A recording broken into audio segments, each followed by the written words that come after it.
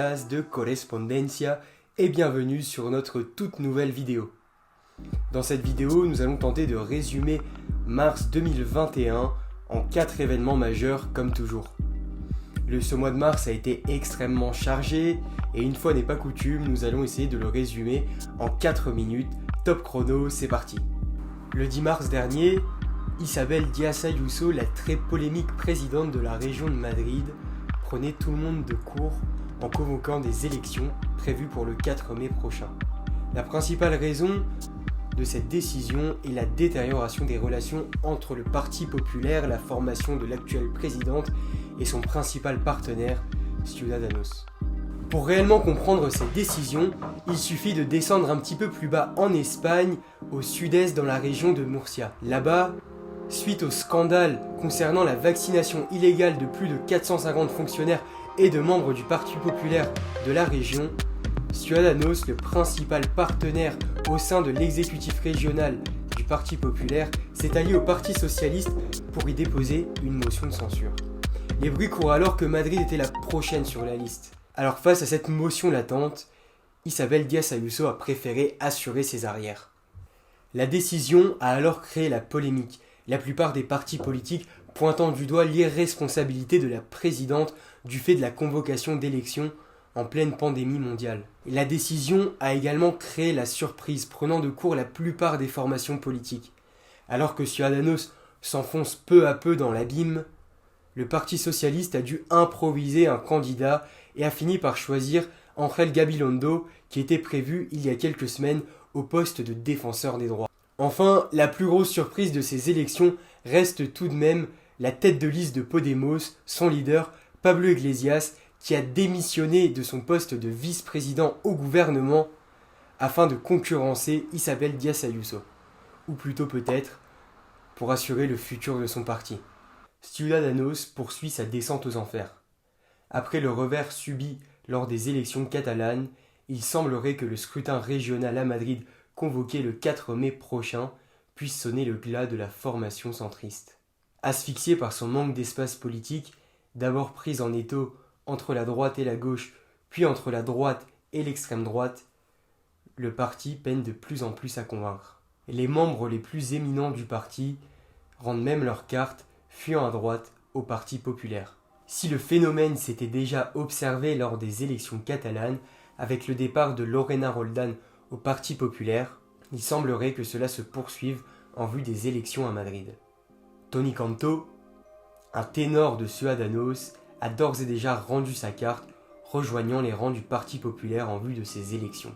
Un peu avant, Fran Hervías, l'ex numéro 3 de la formation centriste, avait également joint le projet du Parti populaire. Les élections régionales à Madrid seront donc déterminantes pour définir le futur de la formation centriste. Inés Arrimadas l'a très bien compris, et c'est pour cette raison qu'elle a proposé comme tête de liste lors de ces élections Edmundo Val, le député au Parlement espagnol le plus en vue. Ciudadanos est-il en train de vivre ces dernières semaines? La réponse, le 4 mai prochain.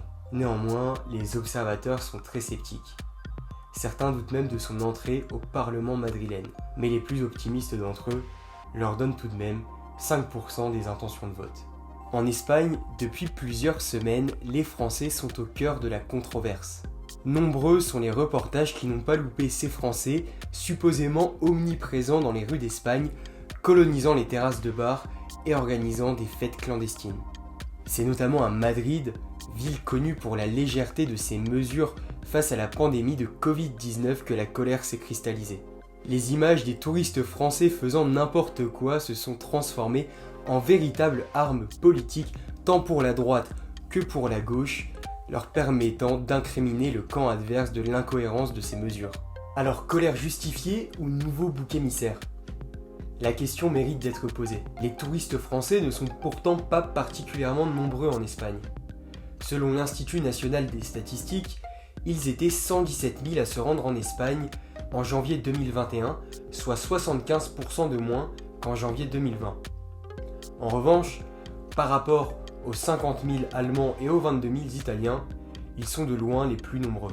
À l'occasion du nouveau reconfinement en France, les flux de touristes en provenance de l'Hexagone devrait diminuer drastiquement. Mais l'accord passé entre l'Espagne et l'Allemagne autorisant les touristes allemands à se rendre en Espagne durant la Semaine Sainte, alors même que les Espagnols seront enfermés dans leur région, ne devrait pas apaiser les tensions. Le quotidien de droite ABC a d'ailleurs écrit dans ses colonnes « L'Espagne sera un bunker pour les Espagnols et une oasis pour les touristes étrangers ». En Espagne, un petit peu plus de 7 millions de personnes ont reçu au moins l'une des 2 doses des 3 vaccins autorisés. Néanmoins, la crise d'AstraZeneca aura porté un véritable coup de massue à la stratégie vaccinale du pays. À ce jour, l'Espagne n'a injecté que 100 000 des nouvelles doses, rendant quasiment impossible l'objectif fixé à l'été, soit l'immunité collective. Il serait donc nécessaire de vacciner complètement lors des 3 prochains mois plus de 30,5 millions de personnes, alors que lors des 2 précédents mois, elle n'en a vacciné que 2,5 millions. Autant dire que pour les Espagnols comme pour la majorité des pays européens, l'été semble encore très lointain. Ce sera tout pour cette vidéo, j'espère qu'elle vous aura plu. D'ici là, vous pouvez d'ores et déjà nous suivre sur nos réseaux sociaux et bien sûr consulter régulièrement le site www.correspondencia.fr. A bientôt.